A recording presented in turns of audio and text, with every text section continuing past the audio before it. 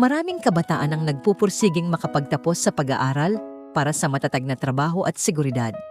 Ngunit may ilan, kahit nakaranas ng trabaho, pinipiling magnegosyo. Bilang Gen Z, natural sa kanila ang pagiging malikhain, masipag at handang humarap sa pagbabago. Hinahamon nila ang sarili para lumikha ng oportunidad na higit sa karaniwan.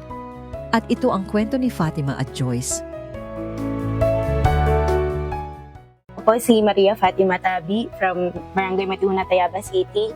28 years old na po at nagsimula pong maging member ng TSPI noong taong 2020. Joyce M. Padilla po, and I'm 28 years old. And nag-start po ako na sumali po sa TSPI noong September 2024. Isa po ako sa mga napili na maging beneficiary po ng Women's Tribe Program. Tulad ng ibang kabataan, pinahalagahan din ni Fatima at Joyce ang edukasyon at dumaan din sila sa karanasan ng pagiging empleyado.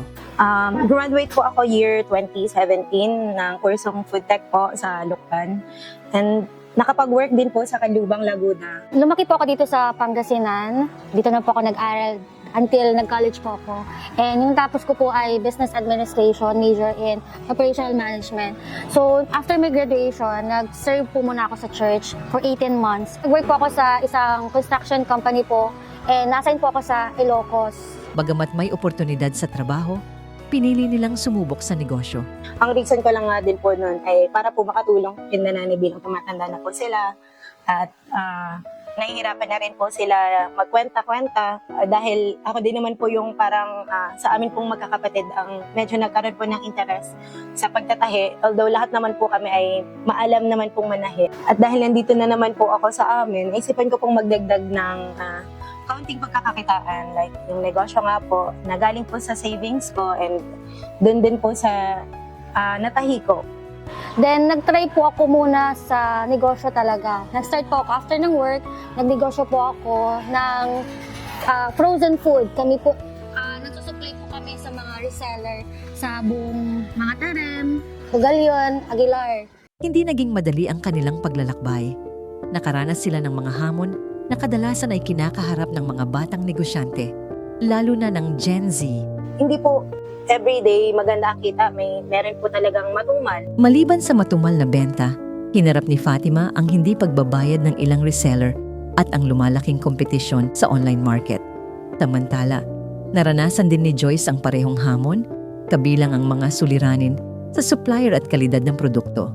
Kasabay nito, hindi rin nakaligtas si Joyce sa mga pagsubok sa isa pa niyang negosyo. Yung challenge lang po namin sa business na food cart, minsan weather. Kapag umuulan, tamad po sila pumunta ng palengke. Isa pa po sa struggle po namin is minsan sa kasama sa negosyo. May kumukuha ng pera. Sa halip na panghinaan ng loob, ginamit ni Fatima at Joyce ang bawat karanasan bilang aral. Para kay Fatima, naging mahalaga ang maagang paghahanda sa peak season, mas maayos na sistema ng bayad at mas malinaw na ugnayan sa mga customer. Samantala, si Joyce ay nag-adjust ng modelo ng negosyo, ang pagtitinda ng mga street foods na nasa food cart upang magkaroon ng mas regular na kita, kasabay ng mas mahigpit na pagbabantay sa operasyon at tamang pagpili ng mga katuwang sa negosyo. Maliban sa kanilang kakayahan, malaking tulong ang Women Thrive Program na nagbigay ng gabay, kaalaman at suporta sa kanilang pag-unlad.